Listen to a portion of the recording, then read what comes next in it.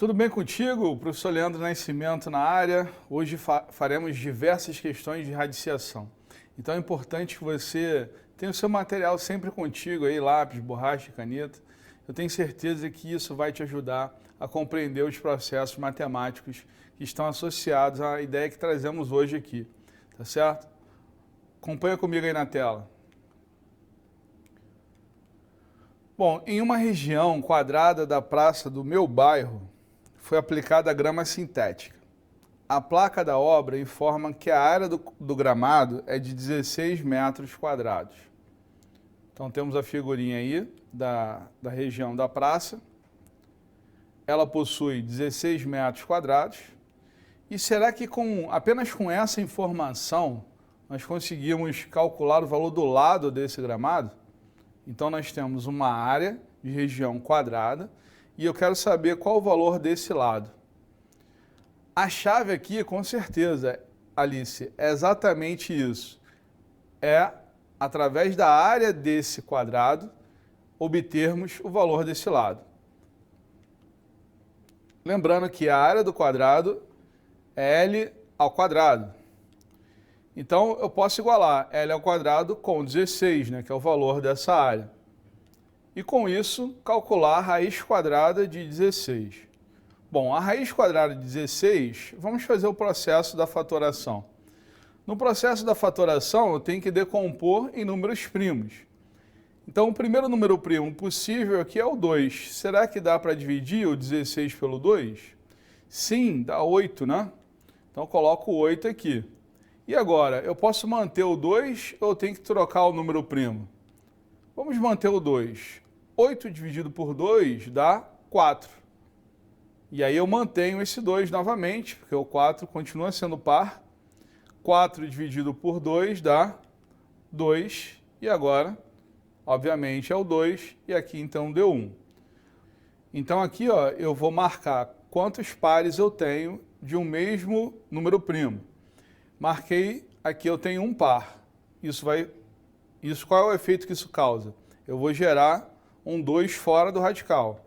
Quando eu formo um outro par, esse cara também sai do radical. Então eu vou ter que multiplicar um 2, que é do primeiro par, com o outro 2 do segundo par, gerando então 2 vezes 2, que dá quanto? 4. Você viu que o nosso conhecimento matemático foi fundamental para conseguirmos resolver esse problema. Nós tínhamos uma praça quadrada com uma área de 16 metros quadrados. E aí nós precisávamos saber o valor da área desse quadrado para poder descobrir o valor desse lado. Então foi através do nosso conhecimento e o nosso conhecimento articulando com a nossa vida. Isso que é fundamental você perceber. Vamos para a nossa próxima situação. Agora eu tenho uma planta e nessa planta eu quero determinar um valor específico. Eu quero saber o lado de um quarto que possui 9 metros quadrados de área. Lembrando que esse quarto também é quadrado. Então, qual o comprimento desse quarto, o lado desse quarto?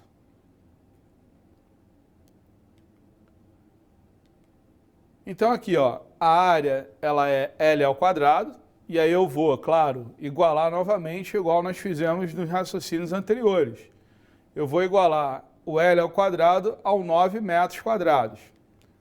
Com isso, eu tenho que o L é a raiz quadrada de 9. Vou pensar um pouquinho aí. Raiz quadrada de 9, só para a gente ficar com outro raciocínio, eu posso determinar o resultado dessa raiz quadrada identificando o número que multiplicado por ele mesmo resulta no radicando, resulta no número que está ali dentro desse radical. Então a minha pergunta para você é, qual o número que multiplicado por ele mesmo resulta em 9? Você pode testar o 2 vezes 2, 2 vezes 2 dá 4. E você também pode testar o 4 vezes 4.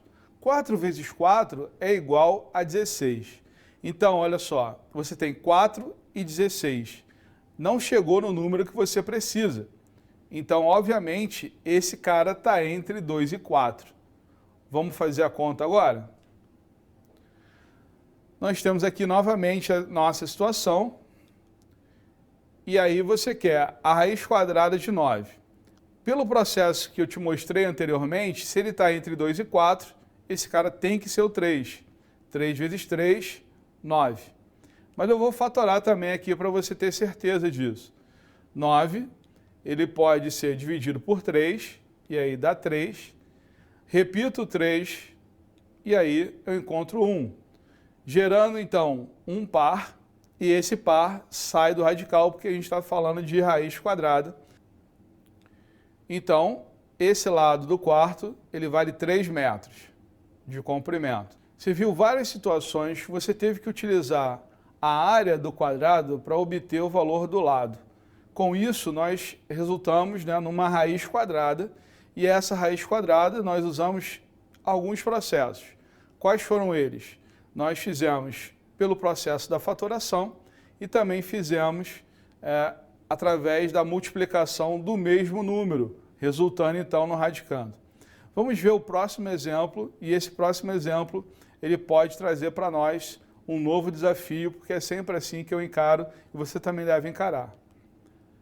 Temos aqui uma nova planta, e nessa planta temos um objetivo de descobrir o comprimento, então, de um dos lados, né, do nosso apartamento, que ele tem uma figura quadrada. Ele possui 196 metros quadrados de área. E aí, o que eu quero saber é justamente o valor que a mãozinha percorreu ali, né, aquele comprimento. Então, eu igualo L ao quadrado a 196, e aí, então, L vai ficar com uma raiz quadrada de 196. Vamos fatorar, então, 196. Vou começar pelo 2, e aí eu tenho como resposta 98. Vou repetir o 2 mais uma vez, vou encontrar 49. Opa, não consigo continuar com o 2. O que teremos que fazer? Temos que procurar um próximo número primo. O 3 divide o 49? Não divide. O 5 divide o 49? Não divide. Então, o próximo número primo que divide o 49 é o 7. Então, aqui resulta no 7. Dividimos de novo por 7 e encontramos 1. Aquele raciocínio dos pares, você lembra? Eu formei um par com o número 2 e formei um outro par com o número 7. Com isso, eu tenho 2 vezes 7 fora do radical. 2 vezes 7 dá quanto? 14. 14 metros é o comprimento desse lado. Eu espero que você tenha compreendido todo esse processo ao chegarmos aqui. Nós estamos calculando a radiciação de termos para obtermos o lado, né, o comprimento de algumas figuras que aparecem para nós. No próximo desafio, ele é um pouco diferente. Nós temos um tabuleiro de xadrez. Vai ser bem legal. Acompanha conosco aí. Então, nesse tabuleiro de xadrez, nós temos que calcular também o comprimento de um dos seus lados. Ele tem um formato quadrado e ele possui 144 centímetros quadrados de área. Então, nós igualamos o L ao quadrado a 144, e aí nós vamos obter que L é a raiz quadrada de 144. Vamos fatorar, então, o 144, tentando sempre começar pelo 2, porque é um número par, né? Então, 144 dividido por 2 vai dar 72. Vou dividir por 2 novamente, vai dar 36. Vou dividir por 2 mais uma vez, deu 18. Vou dividir por 2 mais uma vez, deu 9. Não posso manter o 2 aí nesse processo de decomposição em fatores primos. Vou colocar o número 3 agora. 3, 9 dividido por 3 dá 3. Repito, 3 então, resultou em 1.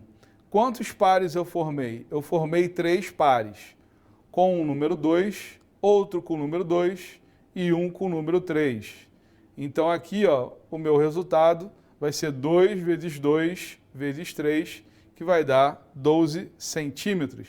Por que aqui é centímetros e nas questões anteriores eram metros? Porque aqui a área é centímetro ao quadrado. Bom, agora faremos uma sequência de atividades e nessa sequência de atividades vamos praticar esse conceito com um pequeno ajuste. vocês viram que nos casos anteriores a gente estava calculando comprimentos, né? Então, o resultado dessa raiz quadrada sempre deu valores positivos. Por que eu estou fazendo esse comentário agora? Porque quando eu multiplico um negativo por um negativo, por exemplo, raiz quadrada de 4. Raiz quadrada de 4, ela pode ser o 2, né? Porque 2 vezes 2 dá 4, ou o menos 2 vezes menos 2, que também dá 4. Então, é claro que eu estou fazendo esse ajuste aqui na minha fala para você compreender por que a gente vai evidenciar somente os valores positivos. Então, vamos praticar. Nós temos aqui, ó, raiz quadrada de 169. A raiz quadrada de 169, eu vou fatorar aqui primeiro. Então, claro, se você for naquele caminho, né? Tenta o 2, não é o 2. Tenta o 3, não é o 3. Aí você vai testar esses caras. Claro, eu vou te mostrar que esse cara vai ser o 13. 169 dividido por 13 dá o próprio 13. E aí eu repito o 13 aqui e aqui dá 1.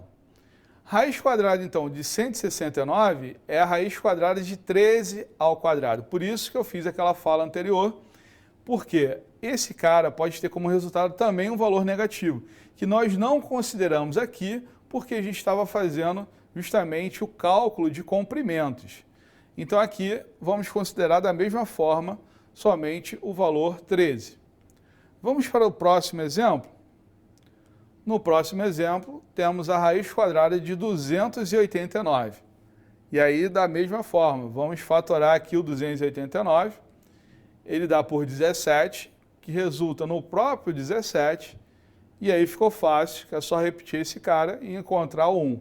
Então, quem é a raiz quadrada de 289?